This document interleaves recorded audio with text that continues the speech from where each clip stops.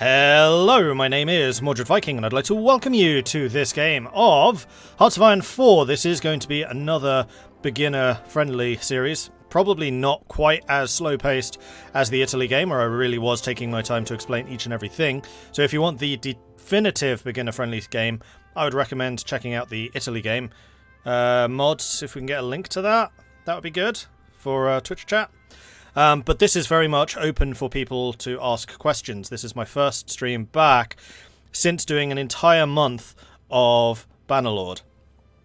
And I know that the channel has grown fairly substantially since that, and we have a lot of people coming in who are primarily watching Mount & Blade 2 Bannerlord and might be interested in what's going on here. So if you are new to the channel, this is absolutely your opportunity to ask questions and basically just get an idea of what's going on. So, what are we doing? We are doing a new single-player game, starting in 1936, and we are going to be playing as Australia, which is the one with the big star. New Zealand's the one without the big star. That's how I remember the difference. So, Australians earned their place in the history books of the Great War in Blood. The sacrifices made in the Gallipoli campaign have not been forgotten, and neither were those who ordered it.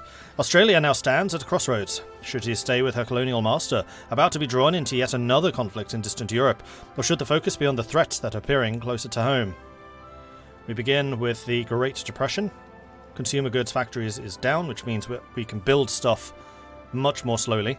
We have less factories at our disposal, basically. Stability is down, which means that our factories are going to be less efficient. Factory output, which is much the same, and then dockyard output means our dockyards are going to be less efficient. And then we have a couple of focuses which will appear throughout the game. We'll talk about those when we get to them. This is just a new Bannerlord mod. I mean, joking about that, but there was actually a World War II mod for Mount & Blade Warband, which was actually very, very good. It had things like machine guns, trench mortars, loads of stuff, and I think there was even a mod being worked on where you could drive a tank. I don't know if that one ever released, but the World War II one was really good. It was China versus Japan, and you could pick one of the two sides. It was really good. Anyway, here we go. We are going to be playing as Australia, who are down here, and we are very much going to be responsible for this area together with the Dutch East Indies. We are playing historical AI focuses. I'm going to leave everything else set to default, and we're playing on regular difficulty. Cool.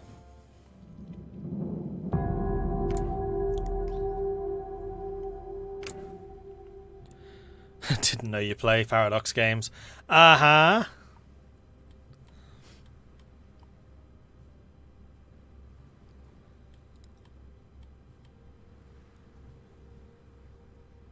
Currently watching your March of the Viking series, not so far from Australia. Yeah, that was such a fun game. I'm definitely going to have to try and do something again similar for CK3 when it releases.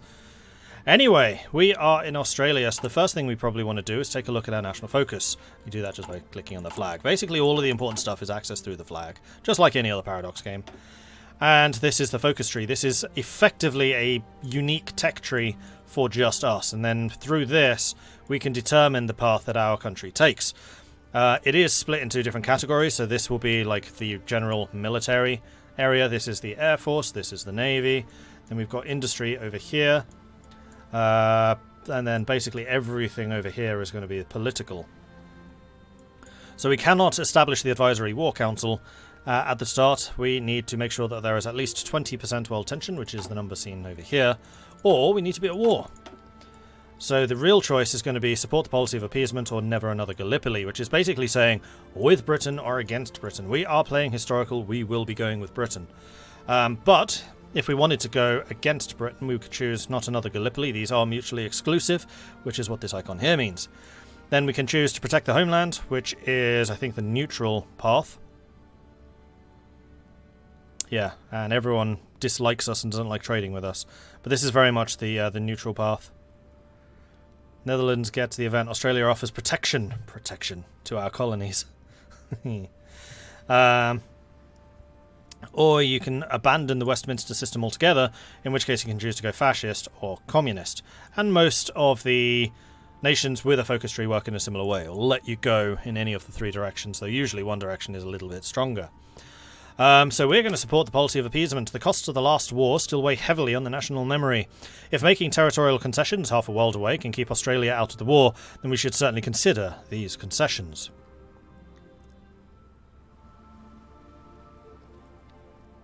So we get a 3% check sharing bonus from the Commonwealth research, and Britain likes us some more because we are supporting them. Wait, was that the only thing available? Could we? Oh, we could have gone industrial. What does this actually lead us to? I'm not sure that we necessarily need to do this right now. Actually, let's cancel that. Because generally in this game, the most important thing to do is build up your industry.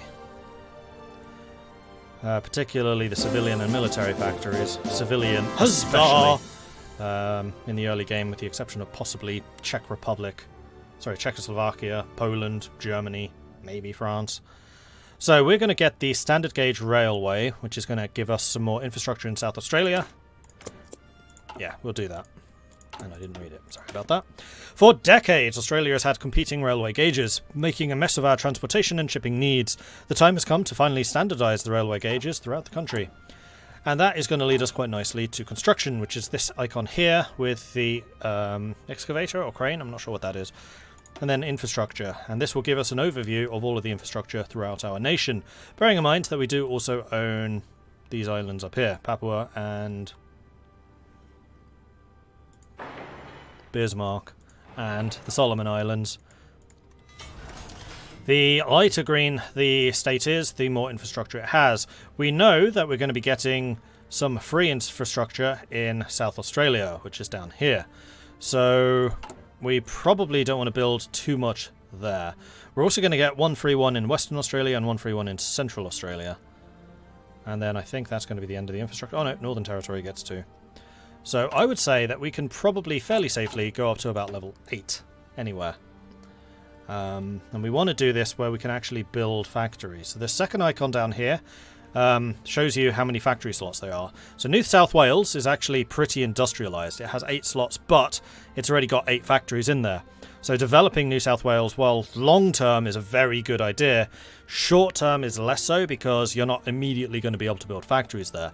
Whereas Victoria has 7 out of 8, so there is still 1 build slot in Victoria. However, Queensland has 1 out of 4.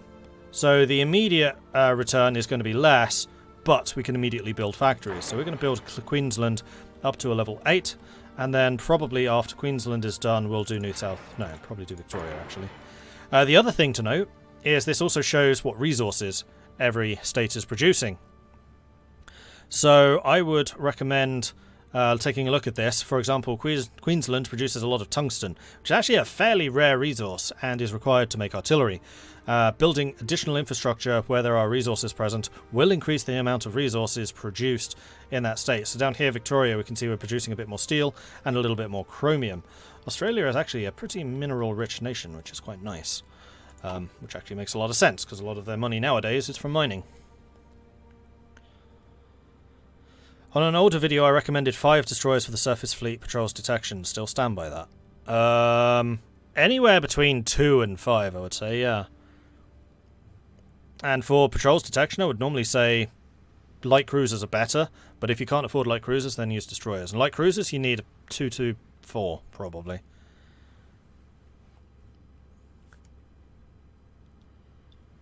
Standardizing our rower gauges, we hand the emus a tactical victory. They will know what train width to expect. Oh no! Is 8. Alright, so, research. This is the actual tech tree, and it is again split into the different tabs up here. This one is all about infantry equipment, motorized, mechanized, armored cars, and then special forces. This one is about the support companies. These are things you basically attach to your regular divisions to make them better in certain ways. One to really aim for early on is this one down here, especially for us. We want to be getting field hospitals because we have a very big problem with manpower. There aren't a lot of us. This one is all about armoured, so it's amphibious tanks, light tanks, medium tanks, heavy tanks, super heavy tanks. This one's all about different types of artillery, so we have the regular artillery, the anti-air, the anti-tank, and then eventually rockets. Land doctrines, this is important because this is going to have a heavy influence on how exactly to design and organise your army. We'll talk about that in a bit. Naval, this gives you all the different naval technologies, the different types of ships, destroyers, light cruisers, heavy cruisers, battleships, carriers, submarines, and then various different armaments, and then bonuses, basically. Naval doctrines, same thing as the army doctrines. This will effectively decide which direction your navy is going to go. We'll talk about that later. Air upgrades, these are all the different types of aircraft. Pretty self-explanatory. We'll again talk about the different types and what they mean. Same with the air doctrine. Again, this is going to decide which direction your air force will take. Engineering, this is the important one. We want to start with electronic engineering. Why are adverts popping up? I'm playing a game. Move notification to action center. Where are these notifications coming from? Go away! If I find out what's causing that, I'm going to be very angry. Alright, so this is electronical engineering, which since La Resistance is actually a little bit less important, you still want to make sure you keep up with this lot, because these are all research bonuses. Radar is important, but you don't have the encryption-decryption here anymore, so you don't need to pay as much attention. And then this one over here is the final really important one, and this is in industry. And generally you want to make sure you have construction done as soon as possible so you can build more factories more better. Amphibious tanks, do I ever use them? I've seen them used for river crossings more than anything. Funnily enough, I've never actually used them for river crossings. Yes, I do use them, though I prefer mechanized... oh, what are they called? Mechanized amphibious. These two. Just because these basically replace marines, and they have a lot more staying power than the tanks. So once you've taken the port, it's just as important to hold on to the port. We're getting some bits through. Smoke cats, please, for the love of God, don't make the Australian tank like they did in real history. It was the worst tank in the world. The Bob Semple one, right?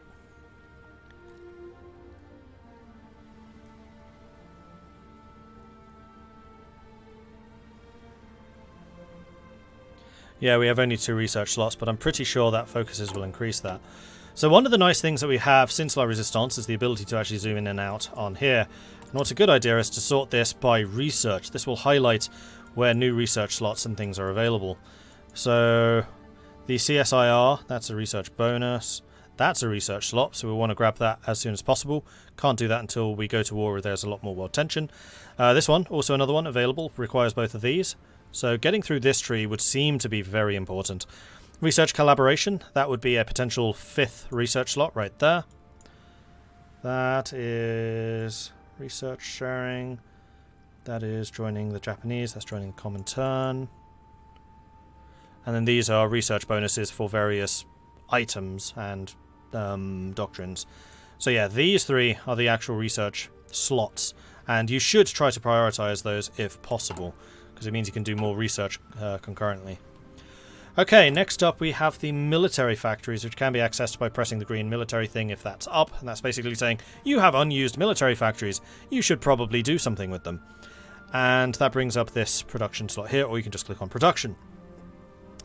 This is an overview of all of the different equipment that you are currently able to produce. Clicking on this shows you the weapons that you can do. This is the armor, aircraft, and then ships. We'll talk about ships in a minute. This is probably actually a good time to start talking about what doctrine we want to use. So one thing to consider when choosing doctrines is take a look at your research and production options down here. This isn't as important in vanilla, but is incredibly important in most mods, because these companies, and actually this is a good example, will give you bonuses. So the New South Wales Railway Company will increase the speed of any of our armour and also reliability of our armour. Plus it gives us the 15% armour research speed, which is the maximum possible. This means that our tanks will be very quick, which is good for light tanks and good for medium tanks. Reliability means we can basically strap more stuff onto it without it breaking, which again is good for light and medium tanks. In fact, it's entirely possible to get the max speed, then use the reliability to boost up the engines to make extremely quick medium tanks, for example. Ship designer, we have a bonus to screens. This does make them more expensive. So screens are destroyers and light cruisers. This one will make our ships able to go further, but will weaken the carriers. And max range in the Pacific would be good. This is mostly if we're planning an offensive to Australia. Being in the Allies, we're going to be a defensive Australia. So I think that we're going to go for the Cockatoo Docks and Engineering. So good screens, we need to remember that.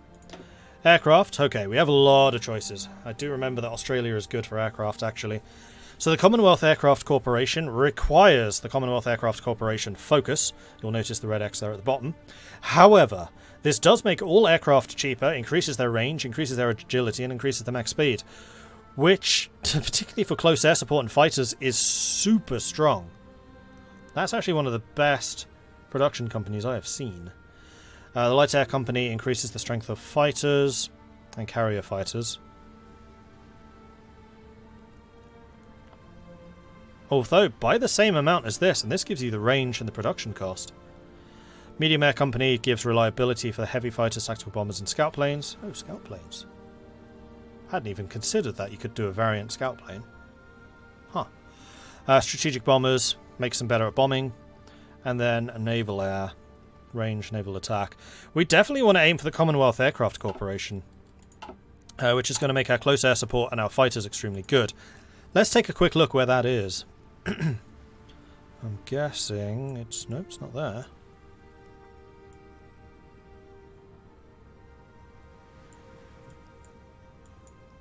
Let's use the search. Commonwealth Aircraft Corporation. There it is.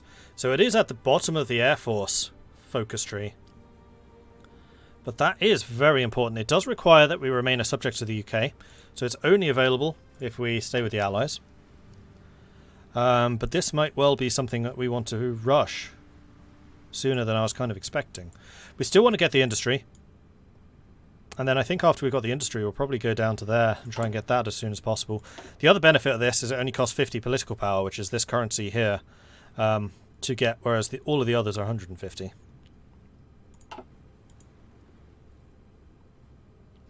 Sindrin, British person is visiting Australia. The customs agent asks, do you have a criminal record? The bit replies, I didn't think you needed one to get into Australia anymore. What do you call an Australian in the World Cup finals? The referee. What is the difference between the Australian rugby team and the Sydney Harbour Bridge? Not everyone has walked over the bridge. Touché. Semple was New Zealand, okay. I'll be honest, I know very little about Australia and New Zealand in World War II. I know far more about the Dutch and the British. Less so about the French and the Americans, but I do know some. But Australia and New Zealand, I know almost nothing. Same with India.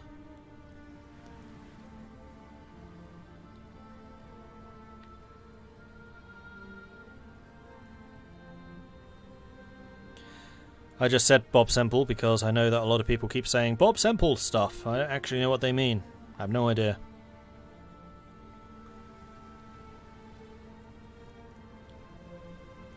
Have I ever seen Aussie Rules football? I've played Aussie Rules football. Like, high school version of it, but still.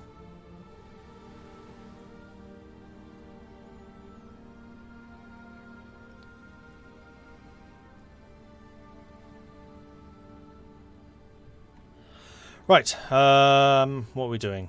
Production. So this has said that we're going to be focusing our Air Force. It said that we're going to be using screen-heavy Navy. Haven't really seen anything which will determine our army, except for the fact that we're going to have pretty good tanks. Huzzah! And actually doubling down on the fact that we're going to have pretty good tanks is the fact that we have a lot of mineral wealth, so our industry can afford expensive things, and the fact that we are not going to have a lot of manpower, which would rather suggest we need to strap whatever we have in a lot of armour. So I'm kind of leaning towards mobile warfare.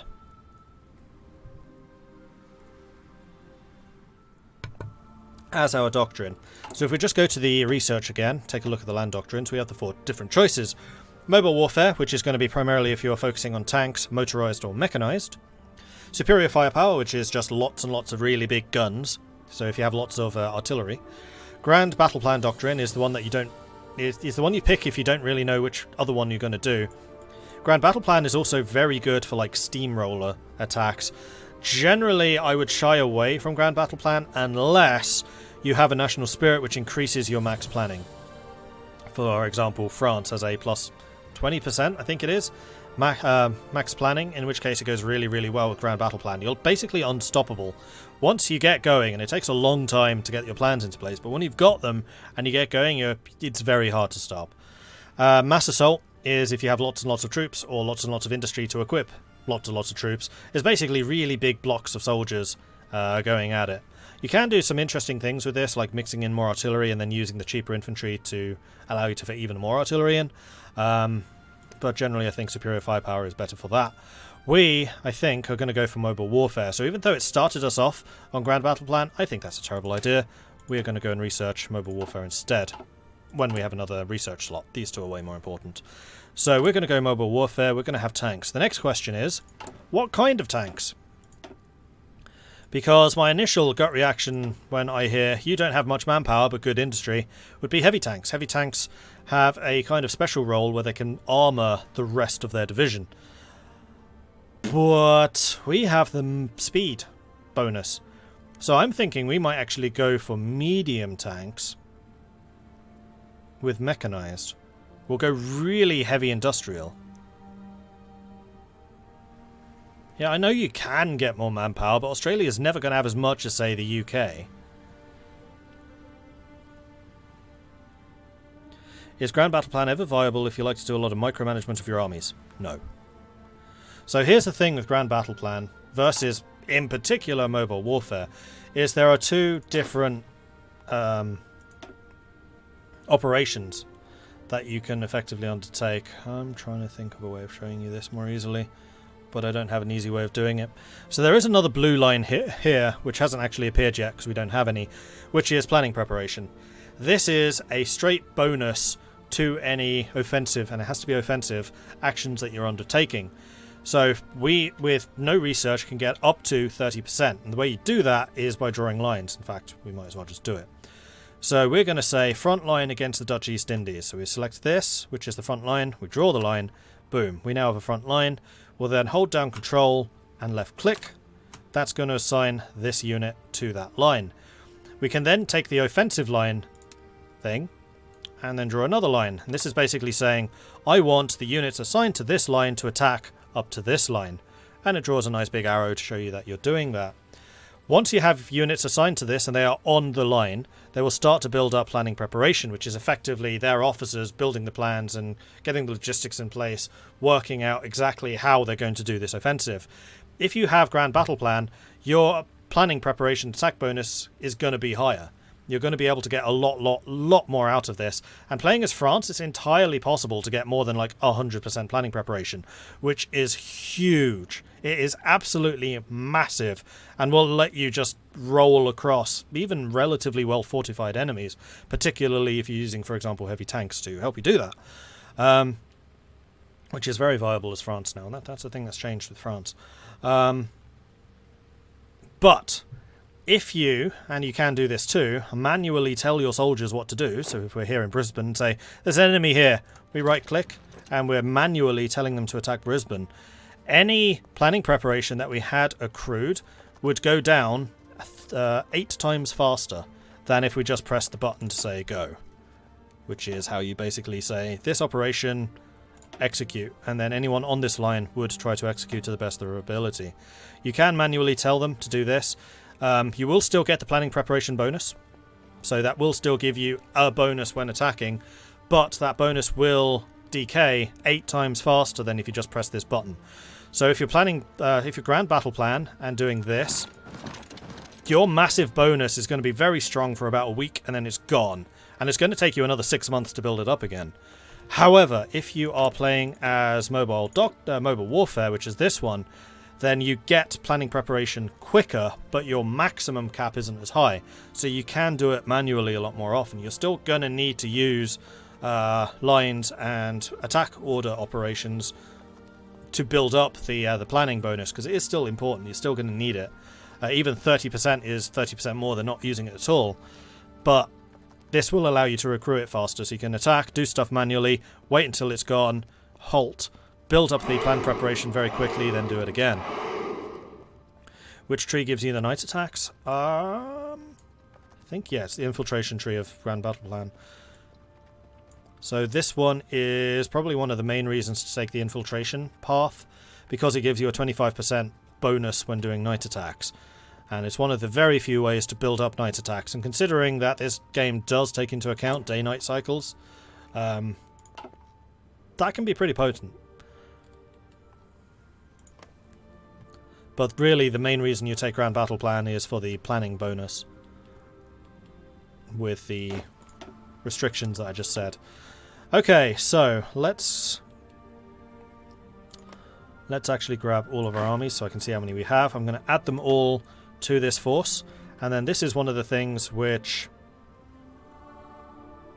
La Resistance added, which is quite nice, is the ability to train everyone until they are fully trained. So this button here, the exercise army, if you just click it, they'll keep on doing it. So this is them training. They will increase their battle experience until they are level 3s. Level 3 is the maximum you can get from training. Level 5 is the absolute maximum you can get through warfare. However, if you just press exercise, they'll never stop. They'll just keep on training and training and training, even if they're at full level. That's because you also generate army experience. And even if your troops are fully trained, you still generate army experience. It's quite slow, it's just a little trickle, but it can be enough to get you some early division templates designed. But what we want to do is hold down Shift and then press exercise to enact it. And then we have this little icon here. And this means that they will automatically stop exercising once they hit level 3. And it'll do it on an individual unit basis. So they're going to keep training, then once their experience has hit maximum, they'll stop. And that's really helpful, because if you are training, you are actually using equipment. It has an equipment cost to do it. So just bear that in mind. The other thing we should take a look at is what our divisions actually look like right now, without any edits. So our infantry divisions are actually bloody huge. Wow. So we have 3, 6, 9, 10, 11 units of infantry, which is a big division. Like most divisions would have 6, 7, something like that. Much, much smaller than this. And it's going to get our combat width over 22. So one thing you need to consider with combat width is you want to keep this in multiples of 10. So 10, 20, 40 or 80. I know that 40 and 80 aren't exactly multiples of 10, but you get the idea. So 10, 20, 40, and if you really want to take a risk, 80. I would not recommend going for 80s. I would even hesitate to recommend 40s, though they can be useful. 20 is kind of your standard division, and then 10 would be a weak division, but still very much applicable. The reason for this is when you are fighting a battle, it will take into account combat width. And the combat width of one territory attacking a second territory... I just realised my light's not on. There we go, that's better. One territory attacking another territory is 80. So that is 4 units of 20 combat width, 2 units of 40, or obviously 8 units of 10. And as the units get injured in battle, they will retreat. If everyone is retreating at once, you lose that battle and everyone leaves, which is the downside of having 80. Like, once that unit is lost, you're not going to get reinforcements coming in. You've just lost that battle. So some people like having 10 combat width divisions just so they can keep on cycling troops in very quickly, but those units are going to be very, very weak compared to a 20 or especially a 40 combat width unit. So we are currently slightly over with 22. This can still work, we'll just get a penalty if we stack 4 units in the battle. So we will eventually probably want to remove one of these infantry to bring us to 20, and then we just have this massive infantry block, which is great. It's going to be strong, it's going to have an incredible amount of defense, because infantry are at their absolute best just defending. They're not going to do a huge amount of damage. They'll do some, but they are very difficult to root out. They have a lot of hit points, they have a lot of organisation, and they have a lot of defense. However, this is incredibly manpower intensive. They don't have any armour, they don't have any hardness, which is a different type of armour, which means they'll die very quickly, especially against someone who's using artillery. And as Australia, we cannot afford that. We cannot afford to lose manpower. It's very important for us. So we are going to want to switch these out to mechanized units eventually, which can be found on the mobile and will be more advanced versions on mobile. We also have some cavalry divisions. These are 12 combat width, so again it's a very large cavalry division, but I think we'll just leave that as is. Cavalry are effectively equipped the same as infantry. They are slightly more expensive, but only just, and they move 2.4 kilometers quicker, so almost 50% faster. Oh, just over 50% faster. And then we also have armoured divisions, which currently consist of 2 companies of light tanks and then 2 of cavalry. So you do move at the speed of the slowest element in your combat company. Support is actually ignored for movement speed. So we're actually moving at the speed of the cavalry. So the speed bonus given by light tanks is kind of ignored. Light tanks, I think, move at 12.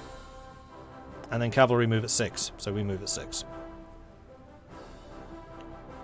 I noticed light tank scouts increase the breakthrough of infantry divisions. It's enough to be useful if you want to use your infantry offensively. I mean, it'll give you a bonus for sure. Light tank scouts also give you armor, which can help you against anyone that doesn't have any hard attack. But as soon as you come across a single anti-tank gun, you're basically screwed. But yeah, it can help, especially early on. And if you're playing as, for example, Germany, who has to use their infantry offensively, absolutely, yeah, that would help in that instance especially. But if you're playing as France, who wants to be more defensive, you probably want one of the others. Light tank scouts are also very good for armoured and mechanised armies because of that breakthrough bonus.